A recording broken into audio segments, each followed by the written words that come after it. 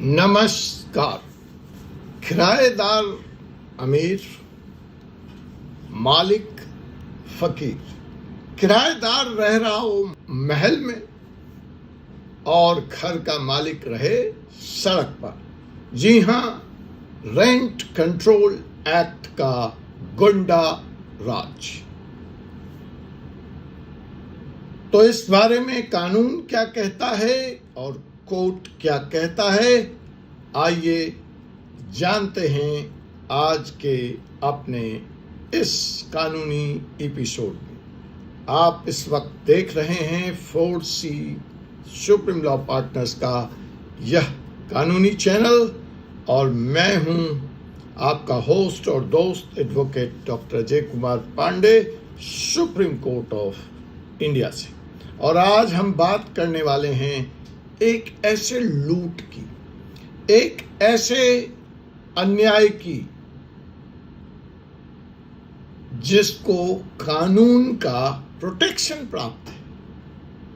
वो अन्याय, वो लूट जो कानून के सामने हो रहा है और कानून न सिर्फ मूक दर्शक बन के खड़ा है बल्कि उसका समर्थन भी कर रहा है। इस लूट में, इस अन्याय में एक संपत्ति का मालिक, एक मकान का मालिक अपनी ही प्रॉपर्टी के लिए प्रॉपर्टी के बाहर भीख मांगने को मजबूर हो गया है।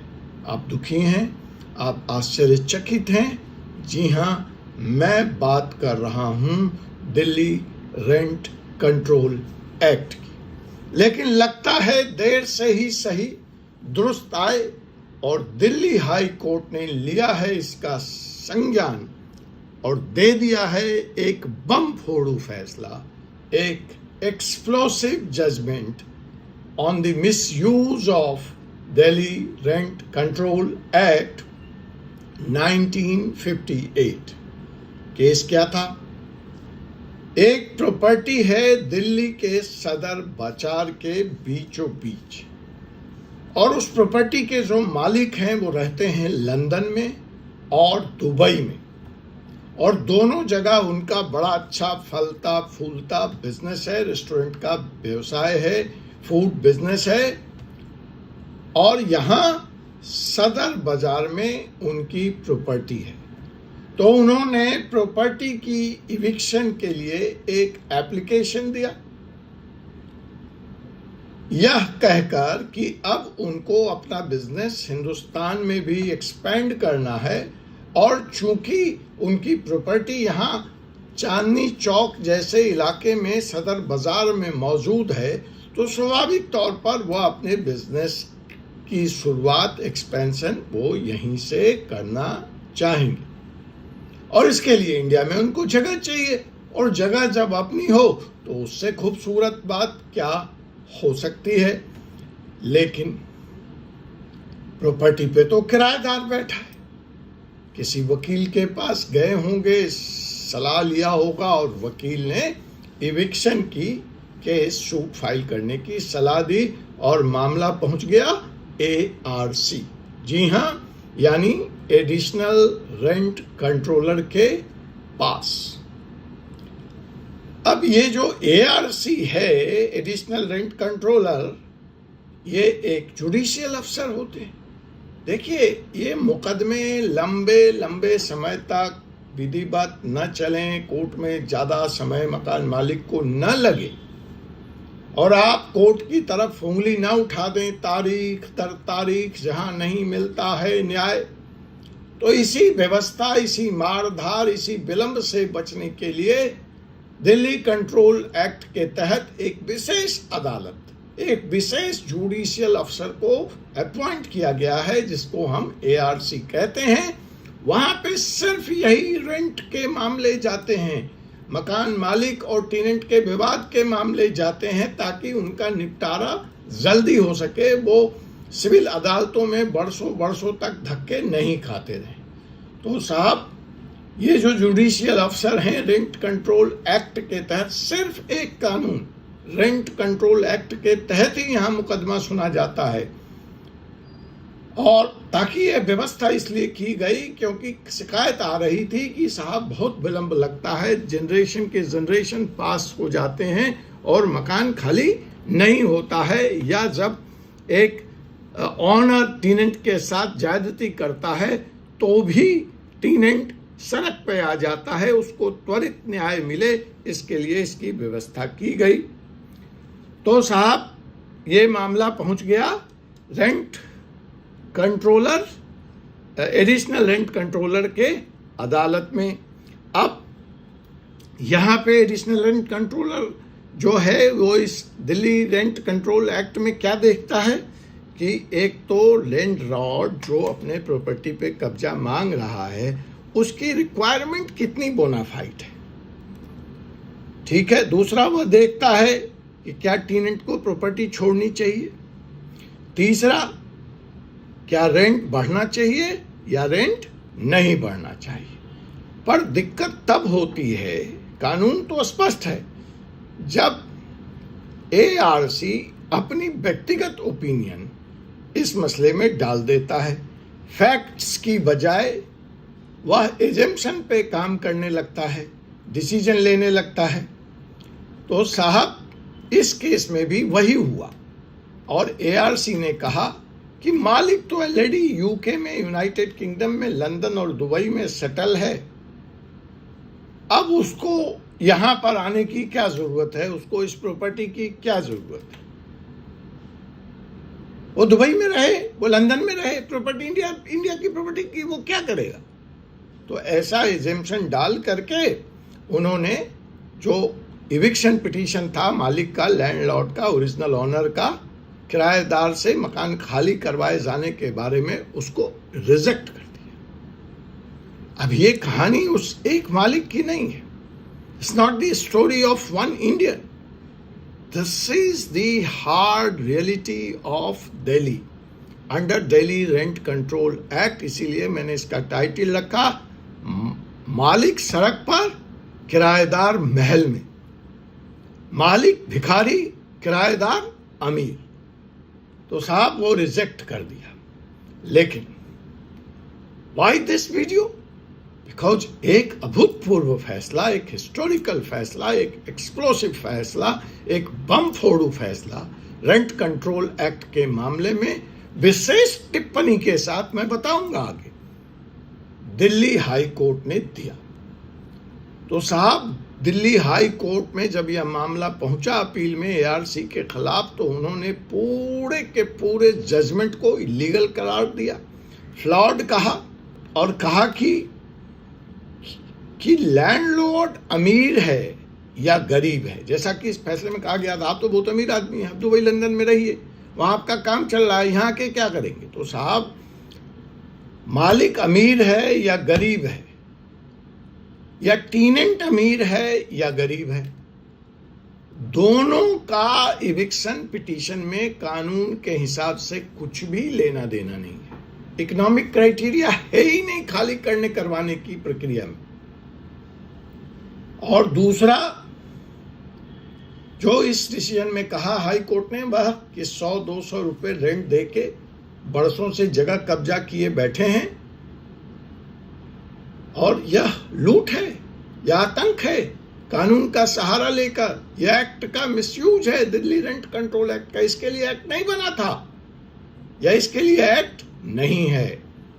और कोर्ट ने क्या क्या तर्क दिए इस फैसले को देते वक्त, कहा लैंडलॉर्ड को उस मकान की जरूरत है या नहीं है, यह एआरसी की ओपिनियन से फैसला नहीं होगा, या एआरसी की एजेम्पशन नहीं चलेगी, इसको लीगल टेस्ट पे डालना पड़ेगा, कानून के स्केल पे तौलना पड़ेगा, और फैक्ट के हिसाब से ये डिसाइड होगा। यहाँ एजेम्पशन या ओपिनियन का कोई काम नहीं है। दूसरी बात जो हाई कोर्ट ने कही कि एक छोटी सी जगह, एक छोटी सी दुकान भी किसी के लिए इन्वेस्टमेंट या उसके बड़े बिजनेस प्लान का हिस्सा हो सकता है। What's wrong in it? They may be running a multi $1 million restaurant in Dubai and London. So what? It is a small kirana shop. So what? He is the owner. He needs it. यह उसके बड़े economic plan का base हो सकता है। तो आप इस बात से नकार नहीं सकते। एआरसी ने इस पिटीशन को, इस इविक्शन पिटीशन को यह कहकर रिजेक्ट कर दिया था कि जगह छोटी है रेस्टोरेंट के लिए। मालिक जो ब्लूप्रिंट दे रहा है, जो जरूरत बता रहा है कि वो यहाँ रेस्टोरेंट चलाएगा, तो इसकी जो साइज है दुकान की, उसको देखते हुए यहाँ रेस्टोरेंट चलाना असंभव है। बट कोर्ट ने क्या कहा, दिल्ली हाई कोर्ट ने, that you are not going to decide mister ARC, that's the owner call. वो उसमें क्लाउड किचन चलाए, वो उसमें डिलीवरी चलाए, वो उसका स्वविवेक है, वो उसका डिसीजन है। It's not the ARC to decide और मेक जजमेंट। तो साहब ये बहुत तो एक्सप्लोसिव बात है, बम फोड़ू बात है। बात ये नहीं है कि मालिक के पक्ष में फैसला आया। यह जो दो बात बड़ी स्ट्रांगली दिल्ली हाई कोर्ट ने अपने फैसले में कहा, यह जबरदस्त है जनाब। तो जो भी मकान मालिक ऐसे स्थिति से गुजर रहे हैं, उनके लिए तो बड़ी रिलीफ की बात है। पहला कि डीआरसी एक्ट का घिनौना मिसयूज हो रहा है। It's the height of the misuse.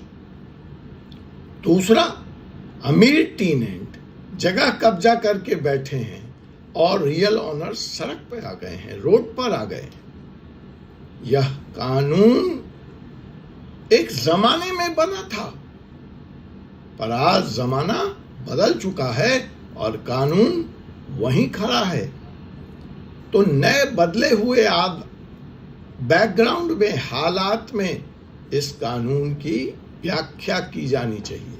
और वहां पर जो इंपॉर्टेंट लीगल पॉइंट्स उभर कर सामने आए, वो मैं रेखांकित कर देता हूं। Let me repeat it, let me see it. कि जो दिल्ली रेंट कंट्रोल एक्ट का section 14 sub section 1 sub section E DRC act क्या कहता है? वो सिंपल एक ही बात कहता है, बड़ी प्लेन शब्दों में, कि अगर लैंडलॉर्ड की रिक्वायरमेंट बोनाफाइड है तो टेनेंट को प्रॉपर्टी छोड़नी ही पड़ेगी। कोर्ट ने यह भी कहा कि एआरसी ने अभी तक गलत स्टैंडर्ड अप्लाई किया है और लैंडलॉर्ड्स के राइट्स को इग्नोर किया है। तो लेट्स बी रियल, क्या यह इंसाफ है एक लैंडलॉर्ड के लिए जिसका प्रॉपर्टी पर वास्तविक लीगल हक है? आप क्या समझते हैं? Do you agree? क्या एक मालिक स्वयं की अपनी दुकान या घर वापस नहीं ले सकता सिर्फ इसलिए क्योंकि टेनेंट उसमें 40 साल से 100 रुपया रेंट देकर बैठा है? आप कमेंट कीजिए, बताइए मुझे कमेंट में। इस बारे में जो इम्पोर्टेंट केस लॉज हैं, जो साइटेशंस हैं, वो मैं बता देता हूं। Satyavati Sharma versus union of India 2008 SC क्या कहता है कि डिस्क्रिमिनेशन किसी भी आधार पर in the law, rent law, is violative of article 14। बहुत क्लियरली स्टेबलाइज हो गया था इस फैसले में। विनोद कुमार वर्सेस प्रेमलता 2003 में SC क्या कहता है? Bonafide need doesn't require compulsion to survive, only genuine intention. अब जब हम बोनाफाइड की बात करते हैं तो आप एक बात और लोग अक्सर कर देते, नहीं साहब इनके पास तो दूसरी दुकान है, नहीं साहब इनके पास तो दूसरा मकान है, नहीं साहब ये तो बड़े आदमी हैं। अरे भैया, इससे कुछ लेना देना नहीं है। अगर मेरा इंटेंशन है कि मैं वहाँ पे व्यापार शुरू करना चाहता हूँ, मैं उस घर में शिफ्ट होना चाहता हूँ, मेरा होगा महल कहीं, तो that should be considered, not the compulsion to survive. Nasruddin versus Sitaram Delhi high court में honour right is superior when bona fide requirement is proved. और इस एक्ट में पीछे वीडियो में बोनाफाइड कैसे डिफाइन होगा या कैसे डिफाइन हुआ यह मैंने बहुत क्लियर कर दिया। अब इसके बाद इसका मतलब क्या हुआ? यह एक उम्मीद की किरण है। This is a ray of hope for all landlords, especially those who are suffering on account of ARC orders based on flawed logic. Second, यह एक लीगल अलर्ट्स भी है किराएदारों के लिए, टेनेंट्स के लिए कि अब उनकी गुंडागर्दी ARC के आड़ में, अब उनकी मर्जी ARC के संरक्षण में नहीं चलने वाली। अब आपका रेंट कंट्रोल का कवर आप मिसयूज नहीं कर पाएंगे और कोर्ट अब जग गई है। अगर आप एक लैंडलॉर्ड हैं और आपका किराएदार प्रॉपर्टी नहीं छोड़ रहा है तो वीडियो को अंत तक देखिए, शेयर कीजिए इस वीडियो को उन दोस्तों के साथ जो किसी रेंट डिस्प्यूट में फंसे हुए हैं। कमेंट करिए नीचे, rent law reform now, we want rent law reform now. अगर आप भी ऐसे सिस्टम से परेशान हैं।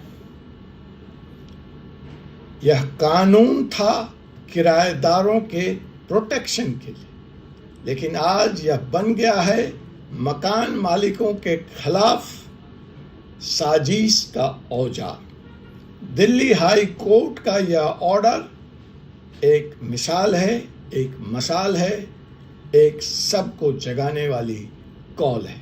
सब्सक्राइब कीजिए, शेयर कीजिए और कानून की सच्चाई दुनिया तक पहुंचाइए। आपसे पुनः मुलाकात होगी एक ऐसे ही विषय के साथ अगले वीडियो में। तब तक के लिए मुझे एडवोकेट डॉक्टर अजय कुमार पांडे को अनुमति दीजिए। जय हिंद, जय भारत, जय हिंदुस्तान।